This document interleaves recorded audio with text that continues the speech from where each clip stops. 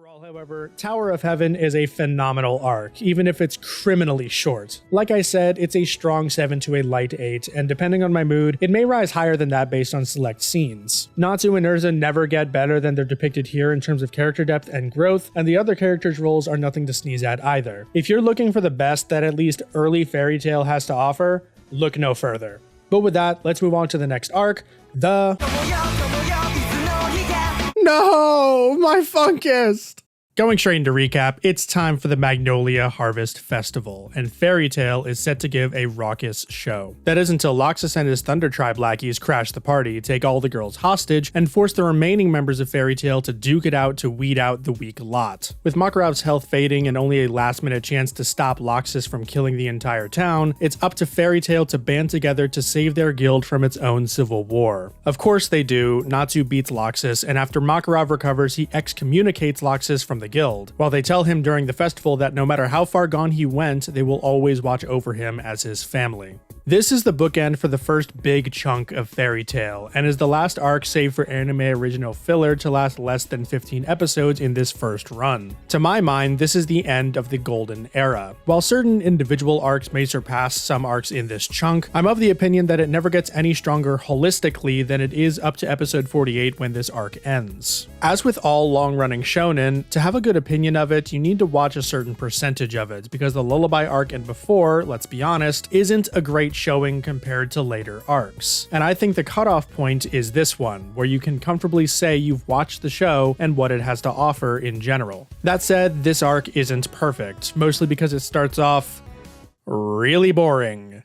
First off, I hate that the girls are taken captive as a whole, even Urza. I don't know, just think it's dumb, due to the girls routinely being shown as stronger and more capable than many of the guys at several points. But hey, I get it, teenage boys like damsels in distress to save. What happens next? Well, Gray gets royally shafted by losing in his battle against one of Loxus's minions, and then does nothing substantive for the rest of the arc. And Natsu isn't even allowed to participate for reasons that are never explained. Freed, one of the villains, puts a barrier around the building that says anyone over 80 can't pass, which means Makarov. But Natsu is also included in that, and also Gajeel, by the way. Much later, you could make the argument that it makes sense in retrospect, but with the relative lack of quality storytelling in this show, as opposed to other shonen like, say, Hunter x Hunter and Naruto, despite their own retcons, mind you, I find it hard to believe Mashima thought all the way ahead to the Tartaros arc from way back here. Or, if he did, then he probably should have foreshadowed it more. What it feels like to me is that Mashima had certain things that he wanted to happen and Natsu would have messed them up, so he made up a stupid reason why he wasn't allowed to fight at first. I feel like an elegant solution to this would have probably been to have the characters comment that, maybe Dragon Slayers are also included. So that way you could have the idea put in for, that callback later, but you could still have a relatively satisfying explanation now. Regardless, what this does to the arc is key here, as it makes everything occur linearly. For once, there is a clear order of events that must be followed or the arc breaks, unlike in something like the Tower of Heaven, where the 3 assassin mages could technically have been fought out of order because the order that those fights happen in don't matter to the plot, just the pacing. I think this linear style of storytelling can work, such as in the Frieza saga in Dragon Ball and how specific everything was there, but I gotta say that it kind of frustrates me here. A lot of that frustration comes from the villain's plan and how it progresses throughout the arc, but let's stick to the pacing before we get into that. Linear arcs are the norm for the most part, and it's for a pretty good reason. Most stories use the laws of cause and effect as their main forward thrust. Something happens, and then the next thing that happens is a direct reaction to what came before.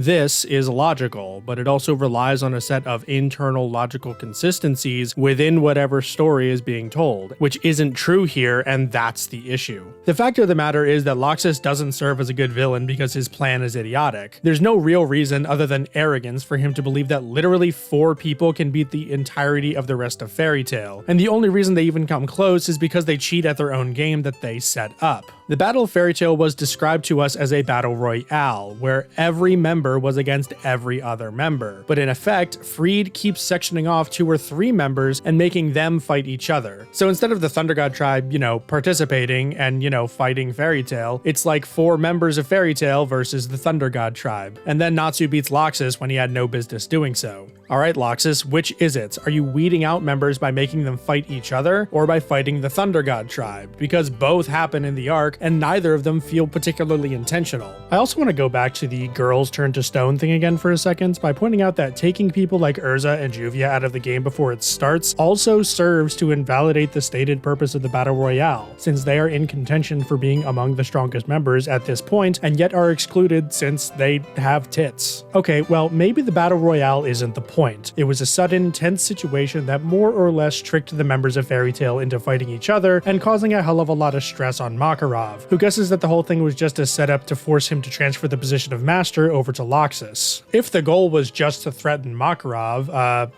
that also doesn't make the plan any better. Loxus's Thunder Palace magic already threatens to destroy the entire town, including the members of Fairy Tail. Even if you assume that the Thunder Palace has to be on some kind of timer, Loxus could easily have set them up using the festival as an excuse, saying it was an attraction that he was cooking up. Yeah, it might be suspicious that Loxus, of all people, wants to do something nice, but what's Makarov gonna do? Tell him to drop it? Then, like 5 minutes before the bombs are set to blow, reveal the ruse and force Makarov to hand over power. Done deal. You didn't need all of this rigmarole. But then, I guess, we have to have an arc somehow, right? This is of course not even mentioning Gildarts, who completely invalidates this entire conflict as soon as he's introduced. The anime actually fares better than the manga in this respect, because they don't ever mention Gildarts since the show was supposed to end before he was properly introduced. But in the manga, if Gildarts decided to rock up to Magnolia during this civil war, he would have rocked Loxus's shit and there's nothing he could have done about it. I'm sorry, but it's really hard for me to get over just how bad the setup and first act is here. I don't care about these short little skirmishes that take up like 60% of the first half of the arc between two characters who are name dropped like 40 episodes ago and have had maybe 3 lines of dialogue a pop before now. Adding to this is the piss poor villains that we have to work with in the Thunder God tribe with Bixlow, Evergreen, and Freed. I mean, it's cool, I guess, that all of them have some kind of eye magic going on, but nothing interesting is ever done with them. They're similar to the assassins in the Tower of Heaven, except the show is trying to trick us into believing these are actual characters and not just obstacles, which is what they really are. They have their baseline personalities that they never develop past in the entire show, even when they're paired with different characters later, like Evergreen with Elfman, and they have simple but scary magic powers that take half an episode for someone to defeat. Plus, the way they're all used is just ridiculous. All 3 serve to undermine the strength and relevance of at least one character. Bixlow and Freed make Gray and Elfman look like chumps, while Evergreen somehow catches every single female member of Fairy Tail with her stone eye without anyone noticing, making all of them seem incompetent. Where this arc succeeds then is in the fights themselves, which were at least enjoyable throughout. I think the weakest is unsurprisingly the Lucy versus Bixlow matchup, but even that had the enjoyable pair up with her and Loki finally working together as Wizard and Spirit, and was the first time that Lucy wasn't just getting beat up before pulling a victory out of her ass, which was a nice change of pace. Urza versus Evergreen was a bygone conclusion from the minute the redhead got free thanks to her artificial eye weakening the stone magic. It's so completely one-sided that it ends up being enjoyable, and the way it ends is just perfect. Like with Mira Jane versus Freed, it ends in a way that justifies letting these 3 move on from this mistake of an arc and continue to be members of Fairy Tail, because neither Urza nor Mira Jane are aiming to seriously harm their opponents, just make them concede, and Urza does this by showing Evergreen how to properly bluff. Finally, we have Mira Jane's big moment. Up until now, she's had her insanely powerful magic locked away inside her after the trauma of losing Lizana, and it's only when faced with the relentless torture of her brother, which, by the way, what the fuck, Freed, she awakens the demon inside of her. It's kind of a soft repeat of Elfman's big moment in the Phantom Lord arc, but by God, it paid off way more because her Satan Soul magic is cool as hell and honestly gives me Gon versus Pito vibes, which isn't a bad thing at all. Of course, this fight has a significantly more positive ending than that other one did, which I also like in the context of Fairy Tail. However, I am annoyed with one line change in the dub specifically, which is what I'm primarily watching for this retrospective. When Mira Jane has her talk with the defeated Freed to bring him back to the light side of the Force, in the dub, she says her usual stuff of finding connections with people and how everyone in Fairy Tail is family and yada yada. But in Japanese and in the manga, Mira Jane also adds in a nugget of wisdom that I think is really fantastic to internalize, which is, paraphrasing, when people realize how lonely it is to walk alone, they will become kind. It recontextualizes Fairy Tail as an idea in a way that I felt was sorely missing from the dub, as it really hammers home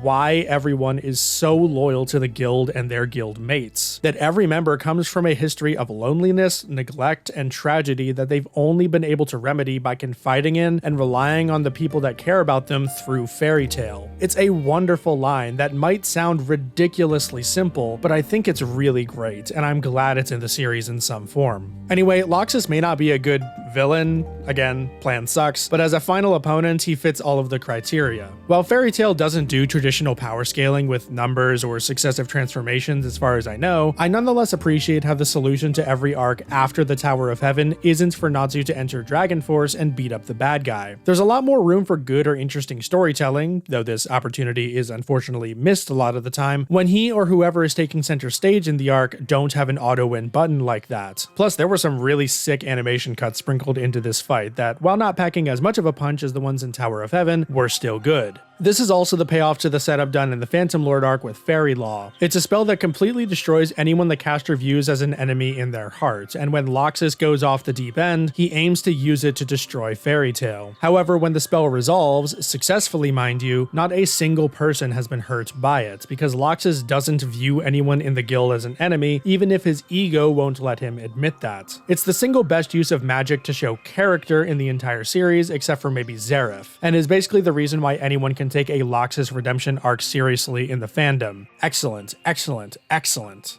Finally, while this arc starts rather poorly, it ends perfectly. I mean, not the end of the Loxus fight, that sucked, save for the good animation and Gajil's involvement, but I'm talking about after the fight. Loxus finally respecting Natsu as a wizard, both Loxus and Makarov's reactions to the former's excommunication, and of course the Harvest Festival itself is, I think, the single best scene in the first 50 episodes of the show, if not the entire series. When all of Fairy Tail holds up Loxus's own sign and fully cement their bond despite his misguided actions, it was just very powerful, and even tugged at the heartstrings a little bit. When I first watched this show, I definitely cried during this moment, I'll admit. I think this would have been a perfect place to end Fairy Tail if A1 Pictures decided to do so early. And honestly, I think it would be more highly regarded as a piece of storytelling if it had done so. I guess if I'm rating these arcs now, we'll call the Battle of Fairy Tail a strong 4 to a light 5, with hype moments, sad moments, and many, many dumb moments, so take that how you will.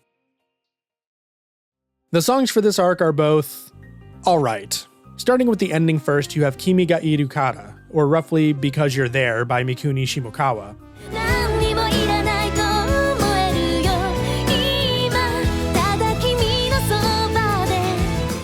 It's, once again, not my cup of tea, but that doesn't mean it's awful. That said, it doesn't do anything interesting lyrically, nor do the visuals stand out in any way other than being generally cute. Really, the only thing to note about it is that the iconic Fairy Tail ending wheel shows up only briefly and at the very end of the song. The opening, RPG Rockin' Playing Game by SUG or SUG?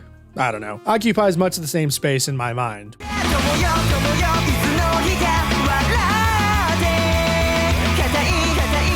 With generic lyrics and visuals to match the arc with no particularly standout moments, save for exactly one, and it highlights my biggest problem with Fairy Tail's openings. I do want to say that this isn't a problem specific to Fairy Tail, but was a big problem, especially around that time, and in worse productions now, where they went really overboard with the amount of screen space the credits received. Like, we paid in some form to watch this show, chances are. Why the hell are we getting these awful watermarks that make the opening completely unwatchable? I understand wanting to credit the creators, and if you want to make it big, that's fine, but do it over the ending. The cut of Mira Jane powering up goes so damn hard, but you can hardly fucking see it with all this text everywhere. What an insult to whichever animators made that shot. If you'll indulge me for a moment, I want to look at perhaps the most direct comparison I can make in terms of production value to Fairy Tail, which is Soul Eater. Both started their anime adaptations around the same time. Both are action comedy shonens with wacky characters that all have a gimmick. Both have an explicit focus on teamwork and fellowship, and many storylines from both serve to develop relationships between its different pairs of characters. The long and short of it is that Soul Eater is just an all-around better show than Fairy Tail. Studio Bones is a more consistently excellent advanced animation production company than Studio A1 Pictures, and they have a history with the action shonen genre with both Full Metal Alchemist and Eureka 7 by the time they made Soul Eater. They know what they're fucking doing, and it shows. For now, I want to specifically focus on the second opening of Soul Eater to highlight exactly how you can do credits during one of these in an unintrusive way. And it's really simple. Just don't let the text get in the way of the animation. In Paper Moon, whenever text is on screen, it's in what would usually be dead space in any particular shot, and doesn't cover up what the focal point is supposed to be. Alternatively, it's thin and spaced out enough to where it's easy to tell what's supposed to be happening, or it happens during shots that aren't as important or impressive. In the shot of Arachne, the focus is on her eyes, which are left unobstructed. The shot of Soul, Little Devil, and the piano starts out clear. The text doesn't cover up Little Devil, and then the text disappears before the camera zooms in on Soul for the impact moment. Krona's face is left clear for their shot, same with Maka, Soul, and Medusa here. There's absolutely no text in sight until after this gorgeous Sakuga sequence of our main characters when the chorus kicks in. Like, dude, that's fucking incredible. It even does the group shot better because it's moving, making every character pass in and out of the screen-wide text in a way that you get who everyone is supposed to be, unlike the static shots of Fairy Tail's group shots.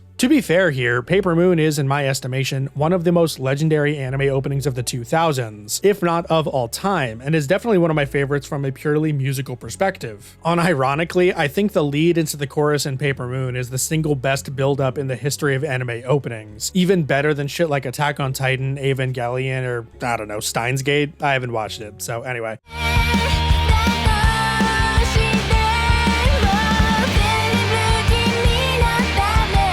At this point, my original plan was to go into a rewrite segment because I believe in the philosophy of complaining not being good enough a lot of the time. I can act all high and mighty when critiquing a piece of art, but it won't mean much if I can't apply what I learned about storytelling in these videos to anything. While I have my own creative endeavors to contend with, this will be a fun creative exercise for me on the side. That said, the rewrite came out to like 4,500 words, or in layman's terms, a heckin' long time, so we'll save that for the next entry as a standalone. Instead, I'm gonna do something even more stupid. I'm gonna read the manga.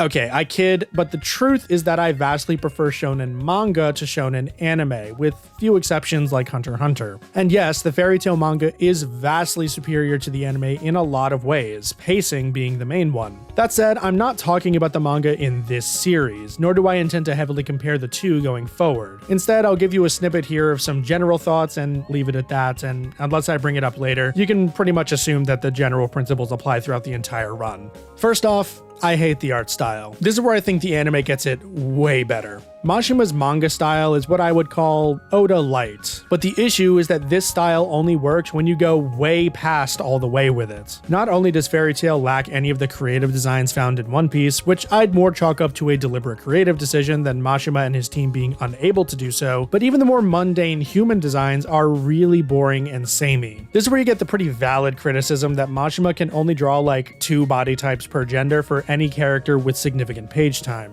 There are, of course, exceptions, but the general vibe of the series is this, regardless of those exceptions for a lot of people. I myself try to appreciate the little things in the designs as best I can, such as Mira Jane's tuft's tail in the front, or the satchel Kana carries around for her cards, but those little things can only take me so far. Changing the hair and the face isn't good enough for me throughout the whole show. In particular to the manga, since I kinda got off track there, the angle at which Mashima draws those faces absolutely kills me. Everyone is so sharp and pointy and unappealing. Literally no one in early Fairy Tail has a chin, and it's really fucking with me, not gonna lie. Setting art style aside though, I will say that many moments in the manga lack impact compared to the show in this early portion. I'm remembering the Grey backstory, which isn't told in one go before he confronts Leon like it is in the anime, but is instead interspersed into the whole sequence before that. And the Elfman backstory being completely removed from its place during his fight with the Earth Element 4. I'd argue that these are some of the most impactful sequences in the show show that felt eerily empty in the manga. Sure, we got those flashbacks in some form somewhere in the manga, but it just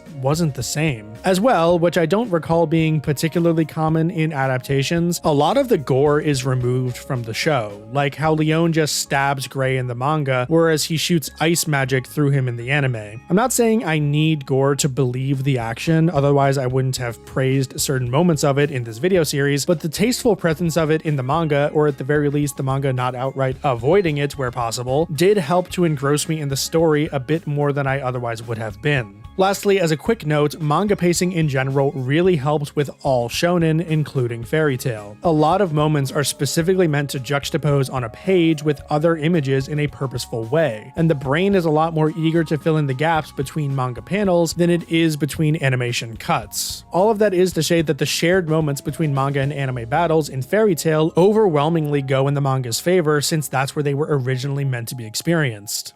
Overall, the Battle of Fairy Tail is a competent enough arc that had some pacing missteps. Its heart is what saves it from total mediocrity, and that makes it quite emblematic of Fairy Tail as a whole. With that, however, the golden era is over. The next arc we cover will be the start of the whack-ass middle portion of this first series, but before that, let's get into